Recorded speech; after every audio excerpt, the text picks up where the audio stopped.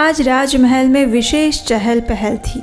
और क्यों न हो, आखिर राजा ने अपने कुल गुरु वशिष्ठ को भोजन पर आमंत्रित जो किया था। अनेक तरह के पकवान, मिष्टान और पेय पदार्थ बनाए गए थे।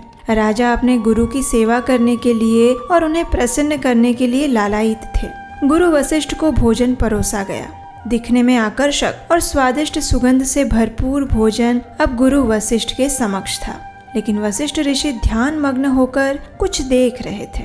अचानक उन्होंने आंखें खोली और उनकी आंखें क्रोध से लाल हो चुकी थी। और क्यों ना होती, आखिर उनके भोजन में नर मांस जो परोसा गया था। और फिर गुरु वशिष्ठ ने राजा को एक भयंकर श्राप दिया।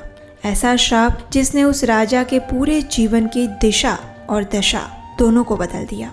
लेकिन गुरु वशिष्ठ को नर मांस आखिर किसने दिया और राजा को कैसा श्राप मिला जिसने उनके जीवन को परिवर्तित कर दिया? यही है आज की हमारी श्रीमद् भागवतम कथा का मुख्य विषय। तो चलिए पवित्र पुरुषोत्तम मास की इस विशेष कथा श्रृंखला में आज हम श्रवण करते हैं श्रीमद् भागवतम के 9वें स्कंद के 9वें अध्याय से इस सुंदर कथा प्रसंग का।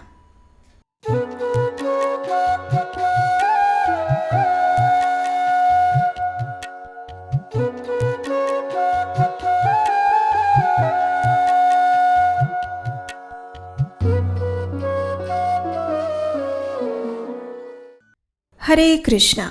पिछले अध्याय में हमने उस कथा का श्रवण किया था जिसमें राजा भगीरथ अपने पूर्वजों को मुक्ति प्रदान करने हेतु देवी गंगा को इस पृथ्वी पर अवतरित करते हैं। राजा भगीरथ के वंश में 8वीं पीढ़ी में राजा सुदास आए और उनका पुत्र बना सौदास। महाराज सौदास एक अत्यंत पराक्रमी और महान राजा थे। अब एक दिन क्या हुआ कि वे कुछ समय के लिए जंगल में रहने गए हुए थे। वहाँ उनका सामना एक नरभक्षी राक्षस के साथ हुआ। उसके साथ युद्ध करते हुए महाराज सौदास ने उस नरभक्षी राक्षस को मार दिया। उस समय उसी राक्षस का भाई भी वहाँ था, लेकिन राजा ने उसका वध नहीं किया। उन्होंने उसके भाई को क्षमा दे दी और वहाँ से चले गए। अब देखिए, राजा तो इस पूरे प्रसंग को भूल चुके थे, लेकिन उस नरभक्षी राक्षस का भाई इसे नहीं भूला था। वो अपने भाई की हत्या का प्रतिशोध लेना चाहता था और इसलिए वह अपना वेश बदलकर राजमहल में रसोइया बन गया। अब एक दिन राजा सौदास ने अपने कुल गुरु वशिष्ठ ऋषि को भोजन के लिए राजमहल में आमंत्रित किया। अपने गुरु का अतिथि सत्कार करने के लिए राजा ने अनेक तैयारियां की। राजमहल को सजाया गया, तरह तरह के पकवान, मिष्टान और पेय पदार्थ बनाए गए और राजा अपने गुरु की सेवा करने के लिए तत्पर थे। लेकिन वे कहाँ जानते थे कि आज उनके सुखी जीवन का अंतिम दिन होने वाला था। आज से ही उनके जीवन में एक ऐसा परिवर्तन आने वाला था जो उन्होंने कभी सोचा भी नहीं होगा। अब देखिए, राजमहल में वेश बदलकर रसोइया बना हुआ वह नरभक्षी राक्षस इसी क्षण की प्रतीक्षा कर रहा था। उसने पहले से योजना बना ली थी और उसी योजना के अनुसार उसने बड़ी ही चतुराई से गुरु वशिष्ठ के लिए बनाए गए भोजन में नर मांस मिश्रित कर दिया। अब ये बात और किसी को पता ही नहीं थी। गुरु वशिष्ठ के समक्ष तो अनेक प्रकार के स्वादिष्ट और सुगंधित भोजन पदार्थ परोसे गए, लेकिन वशिष्ठ ऋषि कोई साधारण मनुष्य तो थे नहीं। वे एक महान तपस्वी और वेदों के ज्ञाता थे।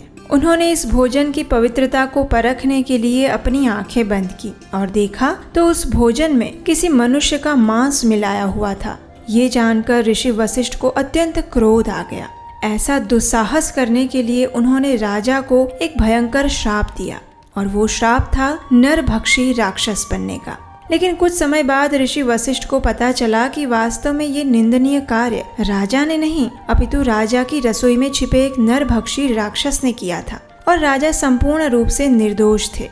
तो ऋषि वशिष्ठ को अपने श्राप पर पश्चाताप होने लगा।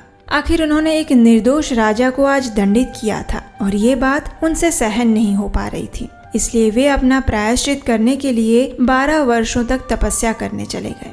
अब इधर जैसे ही राजा को ये श्राप मिला तो राजा के शरीर में कुछ विचित्र परिवर्तन आने लगे। वे अत्यंत क्रोधित हो गए। उन्होंने आचमन किया और श्राप मंत्र का उच्चारण करते हुए अपने गुरु को श्राप देने के लिए तैयार हो गए। लेकिन उस समय उनकी पत्नी दमयंती, जिसे मदयंती के नाम से भी जाना जाता है, उसने राजा को रोक लिया। किसी तरह राजा उस समय रुक गए। लेकिन उस दिन के बाद अब राजा के शरीर और स्वभाव में भयंकर परिवर्तन आने लगा। उनका व्यवहार एक राक्षस जैसा होने लगा। उनके पैरों में एक काला चिन्ह उभर आया और इसलिए उनका एक नाम पड़ा राजा कल्माशपाद। अब नरभक्षी बने राजा कल्माशपाद भूख से व्याकुल रहने लगे और वन वन भटकने लगे। एक तो उनका राक्षसी शरीर और दूसरा स्वभाव उन्हें अब सदैव पीड़ा देता रहता था। ऐसे में एक दिन उन्होंने अपनी क्रूरता के सारे बांध तोड़ दिए। उस दिन राक्षस शरीर में वन में भ्रमण करते हुए राजा कल्माशपाद ने एक ब्राह्मण दंपति को देखा और संयोगवश उस समय वह दंपति सहवास की क्रीड़ा में लग्न था। ब्राह्मण पत्नी अपने पति से एक पुत्र की इच्छा रखती थी। ऐसे समय में भूख से व्याकुल होने के कारण नरभक्षी राक्षस राजा कल्माशपाद ने उस ब्राह्मण को खाने की इच्छा से उसे दबोच लिया।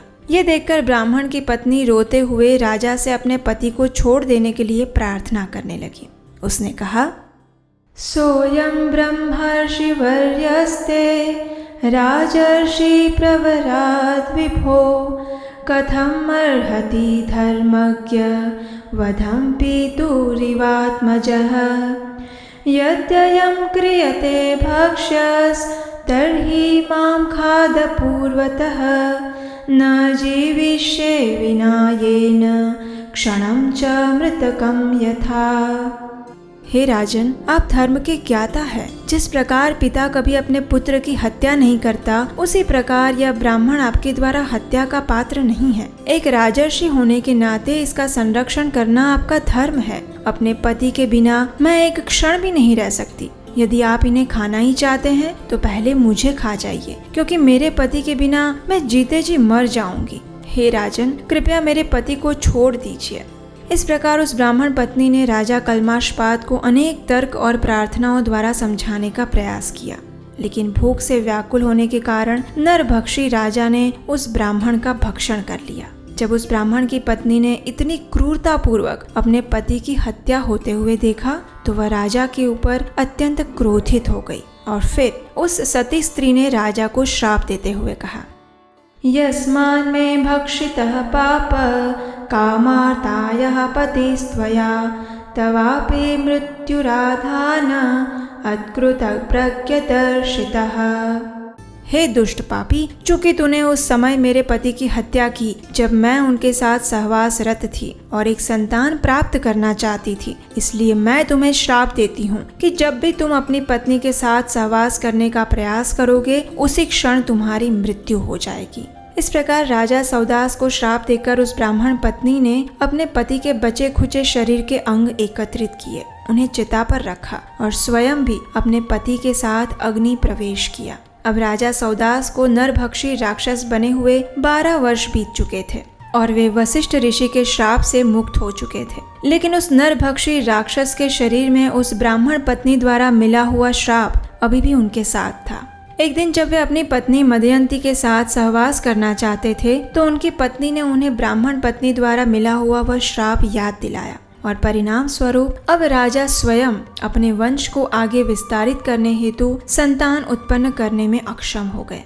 कुछ समय बाद राजा की आज्ञा से उनकी पत्नी मदयंती ने गुरु वशिष्ठ के माध्यम से पुत्र प्राप्त करने का प्रयास किया। रानी को गर्भवती हुए 7 वर्ष बीत चुके थे, लेकिन फिर भी वह संतान बाहर आने का नाम नहीं ले रही थी। इसलिए गुरु वशिष्ठ ने उस गर्भ की ओर एक पत्थर से प्रहार किया और उसी समय वह बालक गर्भ से बाहर आ गया। और क्योंकि इस बालक का जन्म एक पत्थर के प्रहार से हुआ था, इसलिए उसका नाम पड़ा अश्मक, यानी जिसका जन्म पत्थर से हुआ हो। तो ये थी आज की पुरुषोत्तम मास विशेष श्रीमद् भागवतम कथा। इस कथा को ध्यान पूर्वक सुनने के लिए आपका धन्यवाद और हम आपसे मिलेंगे एक और नई कथा के साथ बहुत जल्द। तब तक के लिए इस जगत को मोहित करने वाले जगमोहन मदन मोहन श्री कृष्ण के स्मरण और कीर्तन में स्वयं को रत करते हैं और इस सुंदर भजन को गुनगुनाते हैं। कृष्णदेव भवन्तं वन्दे कृष्ण देव भवन्तं वन्दे मम मानस मधुकर अर्पय निजपद पंकजमकरन्दे कृष्णदेव भवन्तं वन्दे कृष्णदेव